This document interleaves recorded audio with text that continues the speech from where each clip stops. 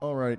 I just want to quickly get my thoughts out on this. Jonathan Kuminga is allegedly, ever since he wasn't able to get a contract extension agreement with Golden State Warriors, basically meaning he's going into this year on an expiring deal, but he'll enter restricted free agency if they extend a qualifying tender, which means that they can match any offer sheet, or he'll just sign the qualifying tender, which is like, I believe for him, it's like $15 million.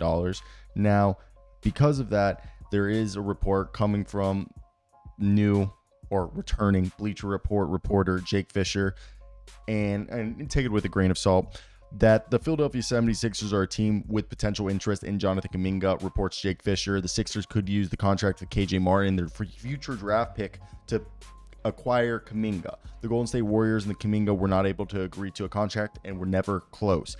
And he wants to supposedly close to $30 million a year. The Warriors were happy to pay Kuminga if he demonstrates the ability to produce at a high level over a bigger sample size, aka let's see what you do this year, then we'll talk in free agency. However, Jake Fisher has said that the Sixers, and like many other people have reported, that the Sixers are indicating around the league that they're willing to pay the price to add another player to the roster, especially with the concerns around Paul George and Joel Embiid's durability, and they're willing to spend the draft capital and the luxury tax payments to get that to maximize their title chances, while Brooklyn are a rebuilding team who could pursue Kuminga. Nets figure to have as much cap space as any team, and he's a guy who could be someone that they throw a bone for. Now, there was allegedly Pelicans did have interest in him until they re-signed Trey Murphy, so seemingly that's not going to be happening. Let's go ahead and just show what a potential trade could look like. We're over here on the handy dandy Fanspo trade machine, which if you guys haven't been before, go check it out. So first, we're going to do the quick Sixers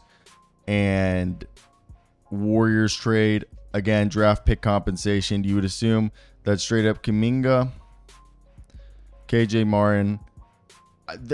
I don't see any young guy unless they're asking for Reggie Jackson or if they want to trade one of these vets. I really think this would be a straight up deal. Over here, what's the most interesting draft pick? I really think it could be this 2026 first round pick. And then I think the Warriors would be like, well, give us a couple seconds. And I think a Warriors trade really could just look like this. I know some people are going to be like, oh, they're significantly winning this deal, the Sixers, potentially. And KJ, this deal could not happen until December 15th. So money-wise, it works, but that just shows that this deal would not be able to occur until after December 15th. So this is something would probably happen closer to the trade deadline when both teams know where their teams are in terms of like playoff pictures. Now, let's say if they were going to include somebody, I would not be surprised if like the Warriors were like, look, if Kevon Looney looks terrible or like Gary Payton doesn't look good, I would say it'd probably be more likely Kevon Looney isn't looking good just because there's questions around his knees. You send out $15 million and you turn around to the Sixers and you're like, how about you throw in Adam Bona and Ricky Council on that deal? By the way, just for, because this is just going to annoy me, we're going to take off these parameters just so like, because we know there are the restrictions till after December 15th. And in a deal like this, look at this, they wouldn't be able to do that because they would still have to cut how much more money?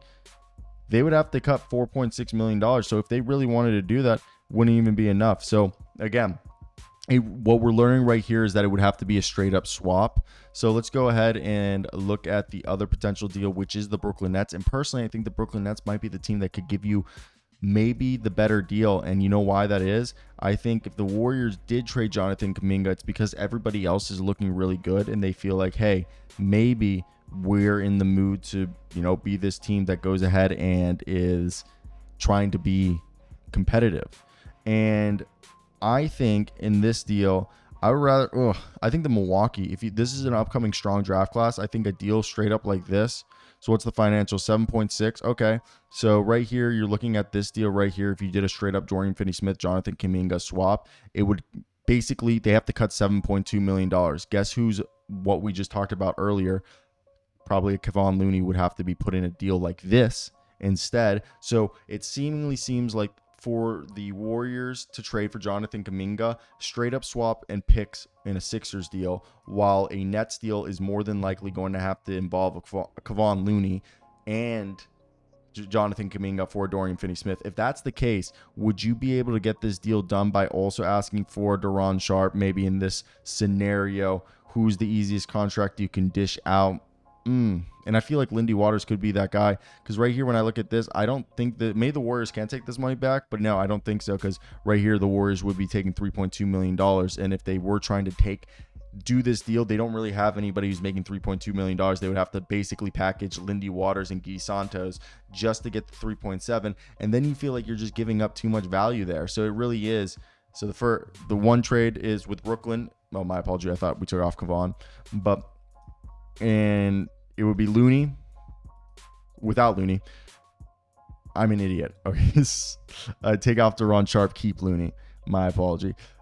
The Nets trade is Dorian Finney-Smith and a first-round pick, whatever year you want it, for Kuminga and Looney. While the Sixers trade would have to be KJ Martin and, like I said, a pick, multiple picks, whatever you want it to be. I don't know if you guys just heard my dog, but over here for Mr. Oh, I didn't put in the asset right there, which is going to be Jonathan Kuminga, as I said. So right there, again, this is showing last year's, because for some reason they still haven't updated their things, but that's definitely where I want to hear your guys' thoughts. Which of these trades would you do if you were interested in getting Jonathan Kuminga? I do think it's a interesting proposition that we're hearing. As look, I think it makes sense for both teams, as it opens up the championship window for, maximizes the championship window for the 76ers. While if you look at the Nets, he's the kind of guy that you could maybe, bring in and start building, have as a piece next to Noah Clowney and Nick Claxton, which maybe, helps this be a quicker rebuild. So that's definitely where I want to hear your guys' opinion in the comment section. If you were going to do this, why? And yeah, I think it's a solid move. Again, hit that like and subscribe button if you guys did enjoy.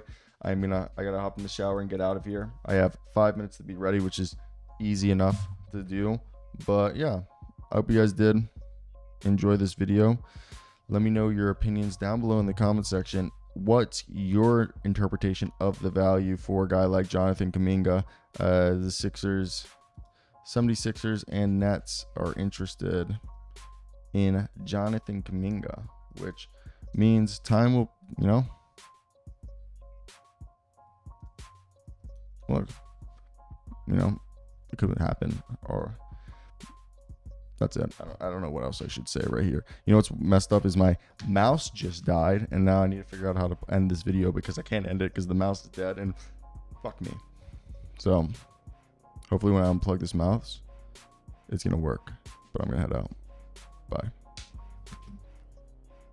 Oh, it did work.